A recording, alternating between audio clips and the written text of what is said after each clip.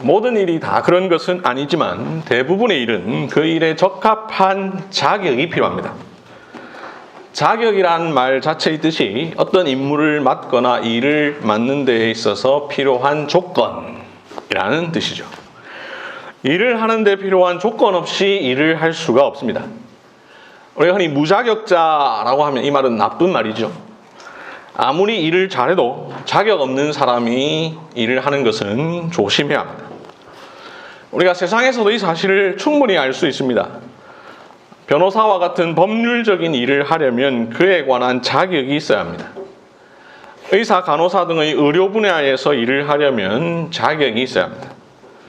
교사, 사회복지사 등의 일을 하기 위해서 자격이 필요합니다. 이 외에도 많이 있습니다.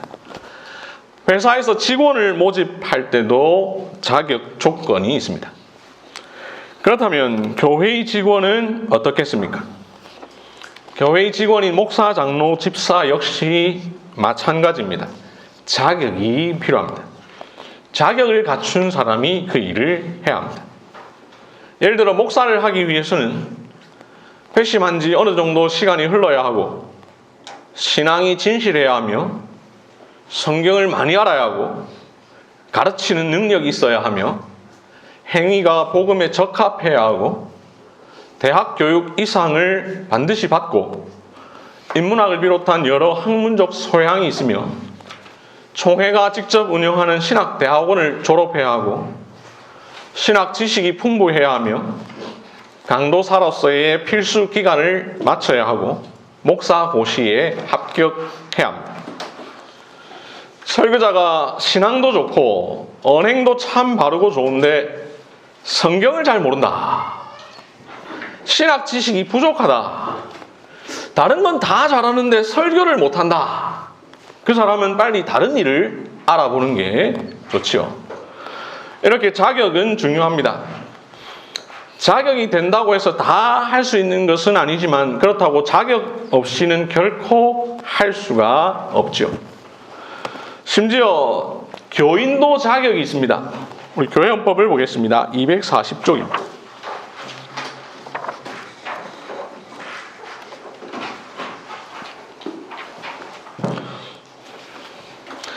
교회헌법 정치 제3장 제21조 제3장 240쪽을 보면 교인 해놓고 21조에 교인은 어떤 사람인가를 설명합니다. 교인은 성부, 성자, 성령 삼위일체 하나님을 믿는 자인데 그리스도인이라 칭한다. 삼위일체 하나님을 안 믿으면 교인이 될 수 없습니다. 교인의 기본적인 자격입니다. 23조를 보면 교인의 신급별 문답 자격이 있습니다. 유아 세례를 받으려면 자격이 필요합니다. 세례를 받으려면 자격이 필요합니다. 여러 가지 자격을 명시하고 있죠. 28조 다음 페이지 242쪽을 보면 제28조에 교인의 자격이 나옵니다. 교인이 신고 없이 교회를 떠나 의무를 행치 않고 6개월을 경과하면 교인 권한이 정지되고 1년을 경과하면 교인권이 상실됩니다. 교인의 자격이 박탈당하죠. 이렇게 교인은 삼일체 하나님을 믿어야 합니다. 유아세례 교인은 부모 중 한 명 이상이 입교인이어야 합니다. 세례를 받으려면 일정한 나이에 이르러야 합니다. 삼일체 하나님을 믿어야 합니다. 이렇게 교인이 되기 위해서 자격이 필요합니다. 문답에 합격해야 합니다. 아무나 세례를 받을 수 없습니다. 세례를 받아 교인이 되었다 하더라도 그 의무를 다하지 않는다면 교인의 자격을 상실하게 됩니다.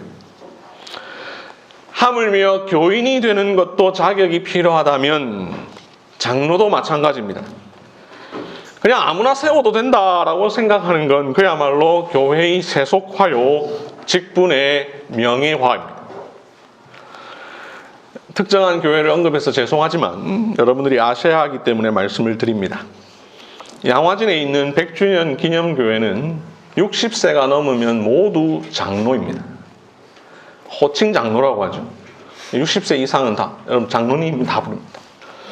이렇게 하는 건 대놓고 하나님과 성경을 무시하는 일입니다. 분명히 성경이 장로의 자격과 직무를 명시하고 있는데 성경의 기록자 하나님을 무시하고 장로를 세우시는 성령님을 무시하며 그냥 60세 넘으면 다 장로라고 하는 것은 매우 위험하고 매우 나쁜 일입니다. 그런데도 그런 교회가 우리나라에서 좋은 교회, 개혁적인 교회라고 부르고 사람들은 그 교회를 좋게 말합니다. 많은 사람들이 그 교회에 다니죠. 막 몰립니다. 매우 안타까운 일입니다.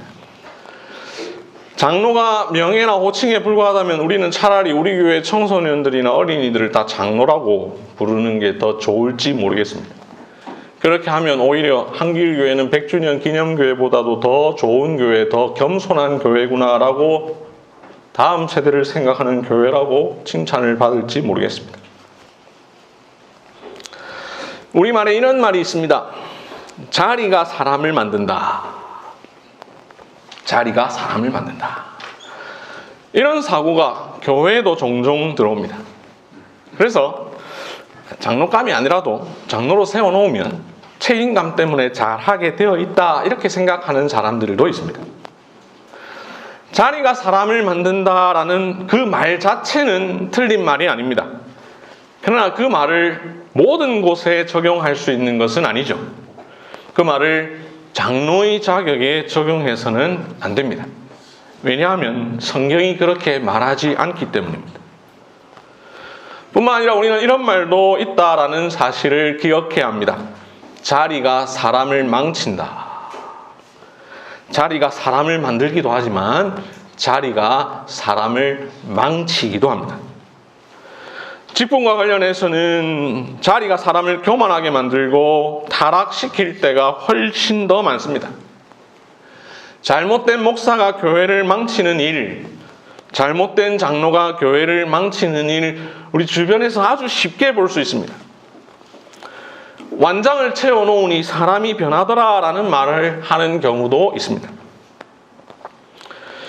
교인들은 다 좋은데 장로 한 명 때문에 교회가 어려움을 겪는 경우도 종종 있습니다. 우리 교단 안에 그런 교회들이 제법 있습니다. 그래서 목사가 못 버티고 그만두는 경우가 많습니다. 교인들은 너무나 좋은데 딱 한 명의 장로가 나를 너무나 힘들게 해서 목회를 도무지 못하겠다라고 말하는 목사들이 제법 있습니다. 제가 경험한 어느 교회는 장로 때문에 약 30년 동안 목사 10수명이 2, 3년에 한 번씩 바뀐 경우도 있습니다. 그 교회는 한때 우리 교단에서 가장 큰 교회였는데 지금은 작은 교회가 되었습니다. 교회 생활을 오래 해보신 분들은 다 아실 것입니다. 초신자가 말썽을 부려서 교회가 어려움을 당하는 경우는 거의 없습니다. 있다 하더라도 그 영향은 굉장히 미미합니다. 반면 장로가 교회를 어렵게 만드는 경우는 너무 많죠.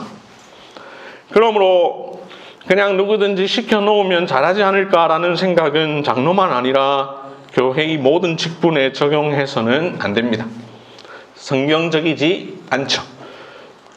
오늘 본문에서 바울은 디모데전서 5장 22절에서 아무에게나 경솔히 안수하지 말고 라고 말했습니다. 그러면 어떤 사람이 장로가 되어야 할까? 직분은 직무를 위해 존재하고 직무를 할 수 있는 능력은 곧 자격입니다. 그러니 장로의 직무를 할 수 있는 능력이 곧 장로의 자격입니다. 그래서 우리가 지난주까지 긴 기간 동안 장로의 직무를 배운 것입니다. 그동안 배운 내용을 정리해보며 생각해 봅시다. 장로는 교회의 어른, 즉 어른 장자 늙을 노자이죠. 또한 장로는 감독, 즉 살필 감, 살필 독입니다. 또한 장로는 목자요, 치리자, 즉 다스릴 치, 다스릴 리. 그래서 장로는 교회의 어른, 교회를 살피는 사람, 교회의 목자, 교회에 다스리는 사람입니다. 이러한 장로는 목사와 함께 협력하여 교회의 영적 형편을 살피고 하나님이 맡겨주신 약물인 교인들의 신앙과 생활을 살피고 교인들이 설교대로 신앙생활하는 여부를 살피며 신방을 하고 위로하고 기도하고 교훈하고 권면하고 권징을 할 수 있는 사람이어야 합니다. 또한 언약의 자녀를 가르칠 수 있는 사람이어야 하고 이러한 일들을 통하여서 교인을 교리 오해나 도덕적 부패에 이르지 않도록 바른 교훈으로 권면하고 어그러진 말과 거슬러 말하는 자들을 책망하여 거짓 가르침으로부터 보호할 수 있는 사람이어야 합니다. 또한 목사와 함께 당회를 구성하여 예배를 주관하고 세례문답을 하며 회의와 재판을 통해서 하나님의 속성을 드러내고 천국 열쇠의 권한을 수행할 수 있는 사람이 장로가 되어야 합니다. 이러한 직무는 곧 자격이 어떠해야 하는가를 가르쳐주죠. 이것이 장로의 직무인데 그러면 이런 일을 할 수 있는 사람이 당연히 장로가 되어야 하죠. 오늘날 교회는 장로의 직무를 장로 또는 장로 후보자만 알면 된다 이렇게 생각을 하지만 잘못된 생각입니다. 모든 교인들이 알아야 합니다. 왜냐하면 모든 교인들이 이런 일을 할 사람을 장로로 세워야 하기 때문입니다. 직무, 방금 말씀드린 이 직무 자체가 자격을 말하기도 하지만 성경은 거기에 더해서 또 다른 자격을 우리에게 가르쳐 주고 있습니다. 이 자격을 성경적으로 은사라고 하죠. 직분은 기본적으로 은사에 기초합니다. 목사의 은사가 있는 사람이 목사가 됩니다. 집사의 은사가 있는 사람이 집사가 됩니다. 장로의 은사가 있는 사람이 장로가 됩니다. 장로에게 자격이 필요하다라는 사실 성경이 분명하게 말씀하고 있는데요. 바로 오늘 읽은 본문 디모데전서 3장 1절부터 7절 그리고 디도서 1장 5절부터 9절 말씀입니다. 이 본문을 보시면 감독, 즉 장로의 자격에 대해서 직접 상세하게 설명하고 있죠. 아주 유명한 성경 구절이기 때문에 교회를 좀 다니신 분들이라면 누구든지 다 아는 본문입니다. 디모데전서 3장 1절 위에 소제목을 보시면 감독과 집사의 자격이라고 해서 이 내용이 무엇을 말하고 있는지를 누구나 알 수 있게 표시를 해두었습니다. 디모데전서 3장을 보시면 1절에서 사람이 감독의 직분을 얻으려 하면 선한 일을 사모하는 것이라 하미로다 라고 말하면서 감독 즉 장로가 되고자 하는 마음을 품는 것은 선한 일을 사모하는 것이다 라고 말합니다. 그래서 누구든지 장로가 되고자 하는 마음을 가지라 라고 말합니다. 그런데 그렇게 말해놓고 나서는 2절에서는 그러므로 감독은 이라고 말하면서 이 감독 즉 장로는 모두가 될 수 있는 것이 아니라 이러한 자격을 가진 사람만이 되어야 한다라고 우리에게 말씀하고 있습니다. 디도서를 보시면 디도서 역시 마찬가지입니다. 디도서 1장 5절은 각 성의 장로들을 세우라라고 말한 뒤에 6절 이하에서 어떤 사람을 장로로 세워야 하는지를 이야기합니다.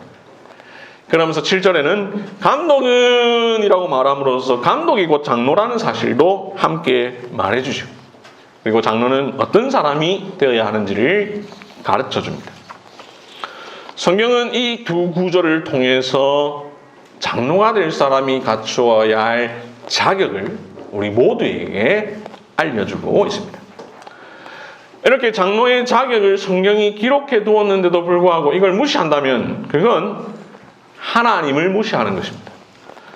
교회가 장로를 세운다는 것은 여기에 나와 있는 요소들을 살피고 그에 맞는 사람을 세운다는 것을 의미합니다. 자, 그러면 장로는 어떤 자격을 가진 사람이어야 할까? 우리 함께 이제 본격적으로 살펴보도록 하겠습니다.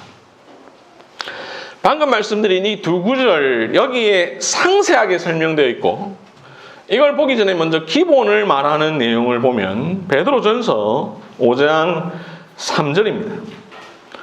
베드로전서 5장을 보시면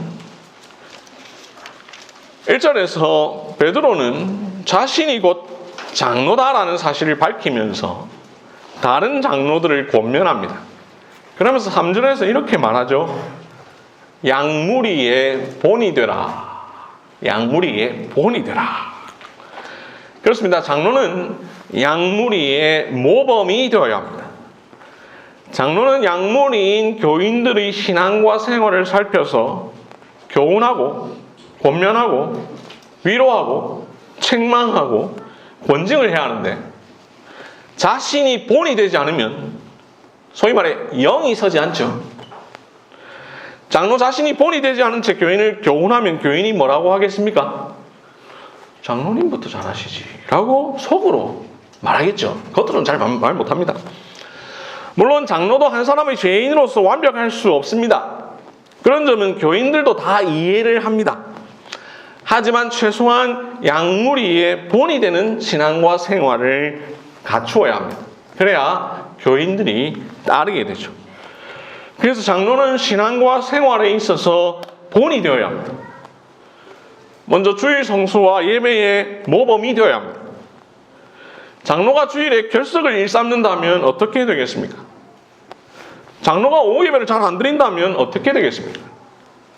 장로는 누구보다 교회가 정한 공적 모임에 적극 참석해야 하고, 뿐만 아니라 경건에 힘쓰며 믿음과 행함이 진실되고 온전해야 합니다. 생활에 있어서도 다른 교인들의 모범이 되어야 합니다. 우리가 타의 모범이 된다. 장로에게 필요한 조건입니다. 장로라는 말 자체가 어른이라는 뜻이죠. 나이가 어른이라는 말이 아니라 영적 어른이라는 말입니다. 그래서 교회에서는 나이가 적어도 어른이 될 수 있고 나이가 많아도 어른이 아닐 수 있습니다. 장로는 나이와 상관없이 교회의 어른으로서 모든 면에 있어서 본이 되어야 합니다. 이제 본격적으로 장로의 자격을 구체적으로 다룬 두 본문을 보도록 하겠습니다. 디모데전서 3장 1절부터 7절, 디도서 1장 5절부터 9절인데요. 한두 페이지로 이렇게 손으로 딱 하시면 될 것이고요. 이거 보시면 아시겠지만 두 내용은 사실 중복되는 내용이 대부분입니다. 둘 다 바울이 썼죠. 또 장로의 자격은 시대마다 막 변하는 게 아니죠. 그러니까 내용이 같습니다. 이 두 본문에 나와 있는 내용을 제가 어제 여러분들에게 정리해서 이미지로 보내드렸는데 카톡에 다 나와 있습니다. 쭉 정리해놓은 내용을 중심으로 특별히 설명이 필요한 부분부터 시작해서 제가 하나하나 살펴보도록 하겠습니다. 먼저 첫째, 장로는 한 아내의 남편이 되어야 합니다. 장로는 한 아내의 남편이 되어야 합니다. 디모데전서 3장 2절과 디도서 1장 6절 둘 다 한 아내의 남편이 되며 라고 말씀합니다. 자, 이 구절 때문에 남자만이 장로가 될 수 있는 겁니다. 남자 아닌 여자도 장로가 되는 교단들도 있지만 성경대로 안 하는 겁니다. 왜 남자만 장로가 될 수 있느냐? 한 아내의 남편이라는 조건은 여자는 절대로 될 수 없는 일이기 때문입니다. 노력한다고 되는 것도 아니고요. 언젠가는 되는 게 아니죠. 여자는 아내를 둘 수 없고 남편이 될 수 없습니다. 그래서 교회 헌법도 이 내용을 염두에 두고 이렇게 표현하는데, 여러분들 교회 헌법 256쪽에 보면 장로의 자격을 말합니다. 교회 헌법 256조, 교회 헌법 정치 제6장 제65조 장로의 자격. 장로는 다음이 자격을 구비하여야 한다. 1. 40세 이상 66세 미만인 남자 세례 교인으로. 교회 헌법은 남자 세례 교인만이 장로가 될 수 있다고 명시합니다. 다음으로 이 구절에 의하면 이혼한 사람과 사별 후 재혼이 아닌 이혼 후 재혼한 사람은 장로의 자격에 적합하지 않습니다. 왜냐하면 이혼한 사람은 이혼으로 인하여 한 아내의 남편이 아닌 상황을 만들었기 때문이죠. 그래서 한 아내의 남편이 되며라는 이 조건을 만족하지 못합니다. 이혼 후 재혼한 사람 역시 마찬가지입니다. 이혼했는데 아직 배우자가 살아있는데 재혼을 통하여서 또 다른 아내가 생겨서 한 아내의 남편이 아니라 두 아내의 남편이 됩니다. 반면 사별한 사람과 사별 후 재혼한 사람의 경우에는 장로가 될 수가 있죠. 사별을 통하여 배우자와의 한 몸이 끊어졌고 새로운 배우자를 통하여 한 아내의 남편의 자격을 갖게 되었기 때문입니다. 이혼한 사람이 장로의 자격이 없는 이유는 이 한 아내의 남편이 되며라는 말씀 때문이기도 하지만 또한 동시에 디모데전서 3장 5절에 사람이 자기 집을 다스릴 줄 알지 못하면 어찌 하나님의 교회를 돌보리요 라는 말씀과도 관련이 됩니다. 자기 집도 제대로 못하는 사람이 무슨 교회를 하겠느냐라고 하는 성경의 가르침 때문에 이혼한 사람을 장로로 세우지 못하게 하는 것이죠. 이러한 성경의 가르침에 따라 1992년 고신총회는 이렇게 결정을 합니다. 불법으로 이혼한 사람 중 교회의 직분을 받아 봉사하는 자가 있다면 반드시 시벌하여야 하며 해벌 후에도 영구히 교회 직원으로 임명할 수 없다. 8년 뒤 2000년 총회도 동일한 질문에 대해서 이 1992년 총회 결의대로 하기로 하다라고 결정합니다. 그런데 2023년에 여러분들 갖고 계신 교회 헌법이 새롭게 개정이 됐는데 이 부분을 이상하게 만들어 버렸습니다. 379쪽을 볼까요?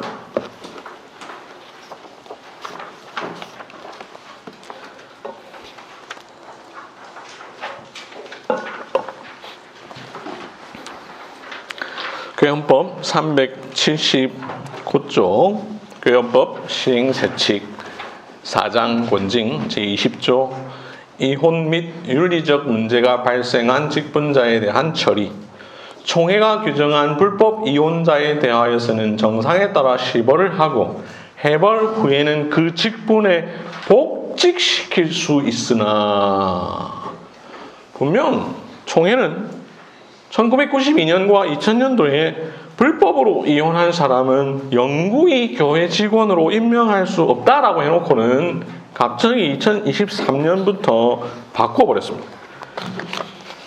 여기서 우리는 교회 헌법에 대해서 기본적으로 성경의 가르침을 잘 정리해 놓은 성경 해설서요 교리라는 사실을 기본적으로 가지면서도 교회 헌법은 성경이 아니기 때문에 이렇게 인간의 타락한 마음, 세상 현실을 반영하는 모습이 그대로 나와 있다라는 것을 잘 생각을 해야 합니다. 자, 우리는 시대를 따라 변하는 교회 헌법을 따라 적용하는 것이 아니라 하나님의 말씀에 따라 적용을 해야 합니다. 자, 여기까지는 한 아내의 남편이 되며 라는 말씀과 관련하여서 분명하게 적용할 수 있는 내용인데 한 가지 더 말씀드리는 것은 해석과 관련해서 또 어떤 내용이 있는 것입니다. 바로 반드시 기혼자여야 하느냐라는 것입니다. 한 아내의 남편이 되며 라고 했으니까 일단 한 가지 분명한 사실 남자인데 결혼한 남자, 아내가 있는 남자, 아내가 있었다가 사별한 남자의 경우에 가능하다. 그러면 한 아내의 남편이 되며 라고 했으니까 결혼을 안 한 사람은 안 되냐라고 생각할 수 있습니다. 고신교회는 최근까지 이 입장을 갖고 있었습니다. 1996년 총회는 미혼자는 장로가 될 수 없다 이렇게 했습니다. 2005년 총회는 미혼 강도사는 결혼하고 나야만 목사가 될 수 있다라고 했습니다. 하지만 이러한 주장에 대하여서 여러분들에게 읽어보시라고 말씀드린 추천순도서 2권, 허순길 교수가 쓴 책과 코넬리스 반담이 쓴 책에 보면 결혼을 하지 않았다는 이유만으로 장로가 될 수 없다고 하는 것은 바람직하지 않다라는 견해가 다수입니다.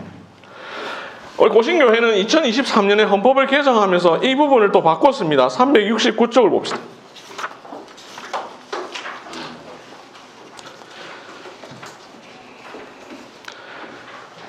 고신헌법 369쪽 제8조 고신헌법 시행세칙 제3장 정치 제8조 미혼자의 교회 직분 자격 부여 목사와 장로는 해당 노회에서 집사와 권사는 당회에서 살펴 자격을 부여할 수 있다.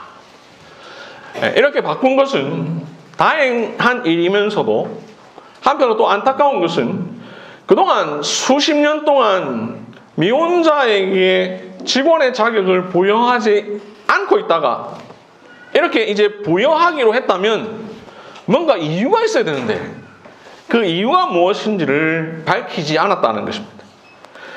이렇게 된 이유가 우리가 그동안 성경을 잘못 해석했기 때문이다 라든지 하는 이유가 있어야 되는 거 아니겠습니까? 그리고 만약 우리가 성경을 그동안 잘못 해석했다라고 한다면 거기에 대한 반성과 사과가 전제되어야 됩니다.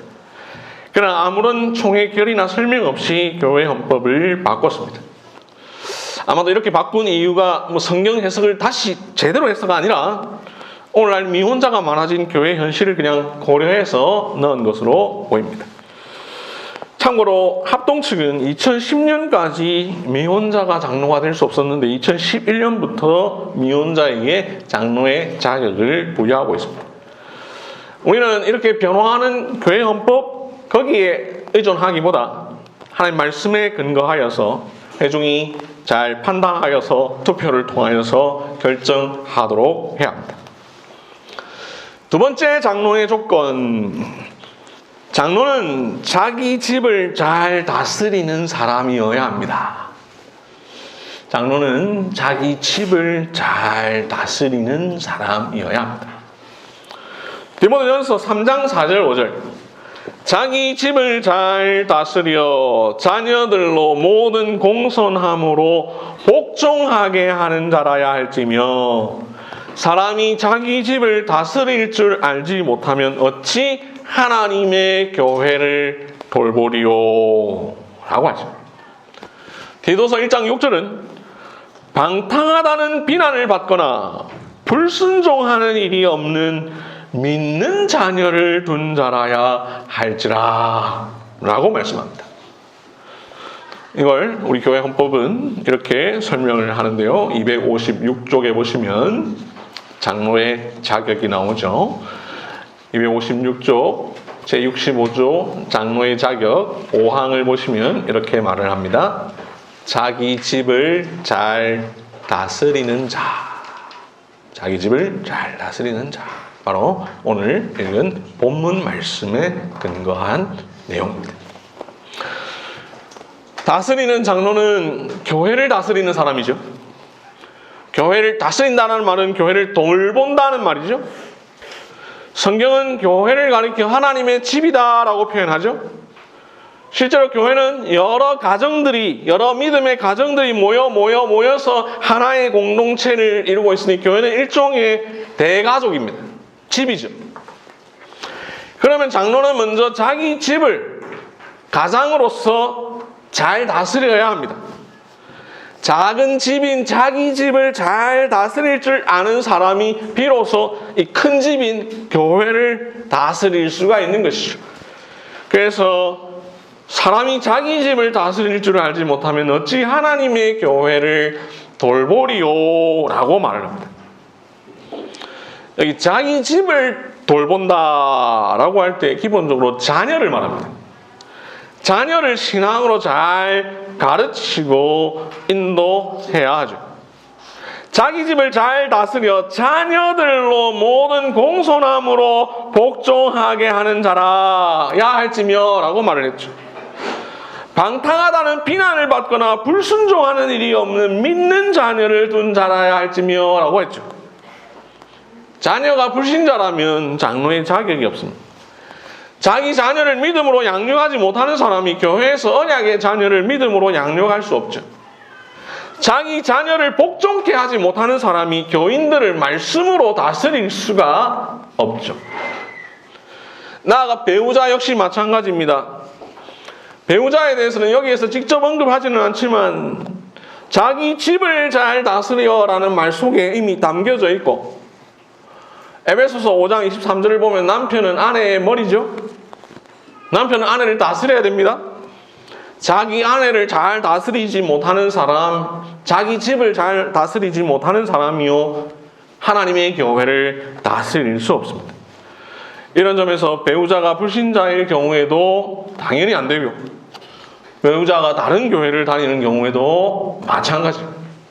배우자가 영 이상하다, 역시 장로의 자격으로서 맞지가 않는 것입니다.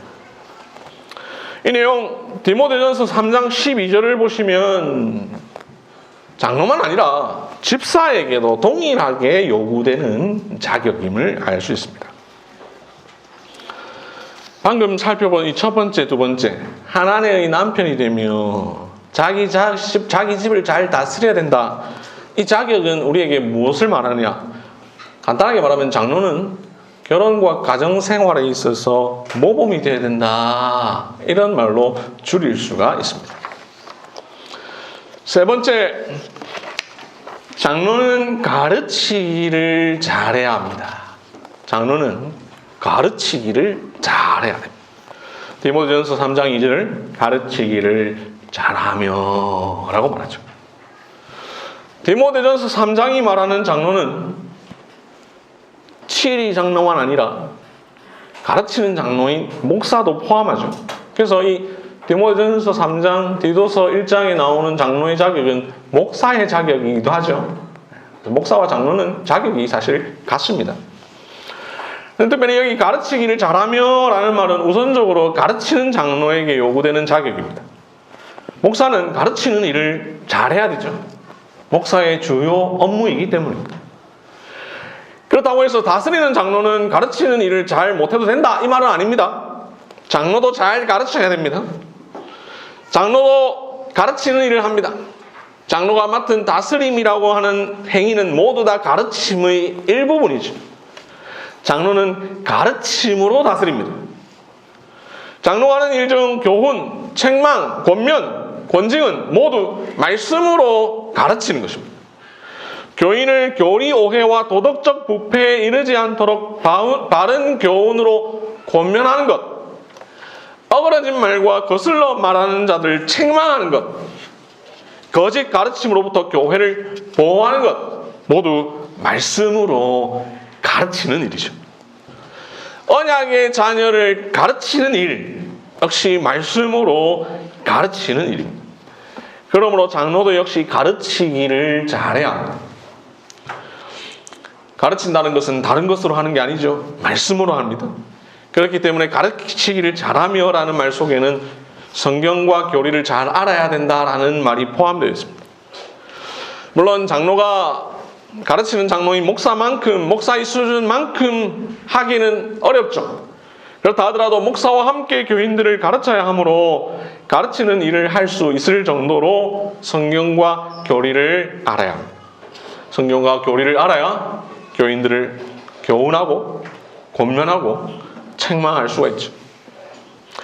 가르치는 일이 아니라 하더라도 장로는 이단과 거짓 가르침으로부터 교회를 보호해야 하고, 목사의 유고시, 새로운 목사를 청빙하는 일을 감당해야 하니, 장로는 설교를 듣고 이 설교가 성경적인지 교리에 맞는지를 분별할 수 있는 정도의 정통함이 있어야 됩니다.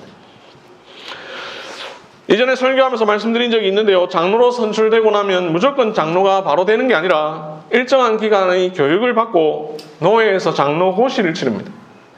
장로 고시 과목이 성경과 소율이 문답이죠. 가르치기를 잘 해야 되기 때문에 이걸 평가하는 것입니다. 장로는 어느 정도 설교도 할 수 있어야 됩니다. 목사만큼의 설교를 말하는 건 아닙니다. 부목사가 많아지면서 오늘날 장로들이 설교할 기회가 사라지고 설교할 능력도 잃어버렸는데 과거의 장로들은 설교를 많이 했습니다. 목사가 휴가를 가거나 질병에 걸리는 등 부재할 때 장로가 설교했습니다. 지금도 부목사가 없는 교회들에는 목사가 부재할 때 장로가 설교하죠. 부목사가 있는 교회들 중에도 교역자 전체가 수련회를 간다든지 할 때에 새벽기도 설교를 장로들이 지금도 많은 교회들이 하고 있습니다. 장로는 주석 한 질 정도는 소유하고 있어야 됩니다. 제가 어린 시절 장로의 집에 가보면 저마다 성경 주석을 가지고 있었습니다. 장로는 또한 계속해서 성경을 연구해야 됩니다. 가르치는 일을 지속적으로 해야 하기 때문입니다. 넷째, 장로는 자신이 먼저 성경과 설교의 가르침에 솔선수범해야 합니다. 넷째, 장로는 자신이 먼저 성경과 설교의 가르침에 솔선수범해야 됩니다. 디도서 1장 9절을 보시면 믿은 말씀의 가르침을 그대로 지켜야 하리니 이는 능히 바른 교훈으로 권면하고 거슬러 말하는 자들을 책망하게 하려 함이라 라고 말합니다. 장로는 믿은 말씀의 가르침을 먼저 자신이 그대로 지켜야 됩니다. 장로의 직무 중에 교인들이 목사의 설교대로 신앙생활하는 여부를 살피는 일이 있는데 그 일을 하려면 자신이 먼저 목사의 설교대로 신앙생활을 하고 있어야 되죠. 말씀의 가르침을 자기가 먼저 그대로 지켜야 됩니다. 장로가 먼저 그 일을 하지 못하면 교인들에게 그렇게 하라라고 책망하기가 어렵죠.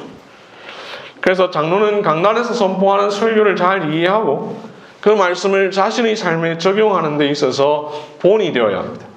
그래야 이렇게 할 수 있죠. 이는 능히 바른 교훈으로 권면하고 거슬러 말하는 자들을 책망하게 하려 함이라.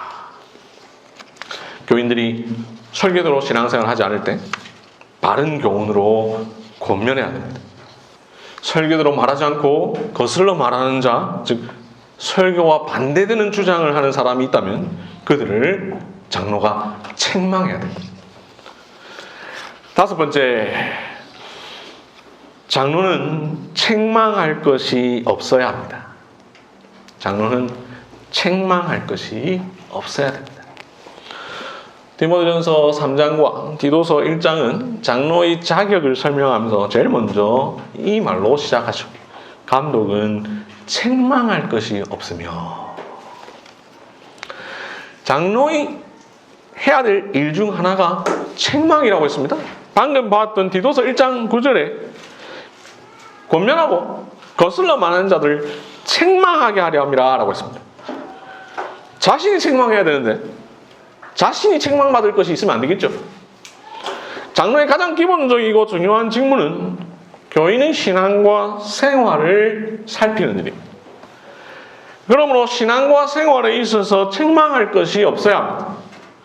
영적으로나 도덕적으로 흠잡힐 것이 없어야 합니다. 신앙과 생활에 있어서 자기가 먼저 본이 되어야 됩니다. 그렇다고 해서 죄가 전혀 없어야 된다 이 말이 아닙니다. 완벽해야 된다는 말 아닙니다. 만약 그렇다면 우리는 사람 중에서는 장로를 뽑을 수 없습니다. 천사를 데리고 와야 됩니다. 천사 데리고 와서 천사 좀 장로 좀 하십시오. 이렇게 해야 됩니다. 자, 이와 관련된 내용 우리 교회 헌법이 설명하고 있는데 한번 찾아보겠습니다. 256쪽입니다. 256쪽. 교회 헌법 256쪽 제65조 장로의 자격. 여기 1항에 보면 무음해야 된다라고 말합니다.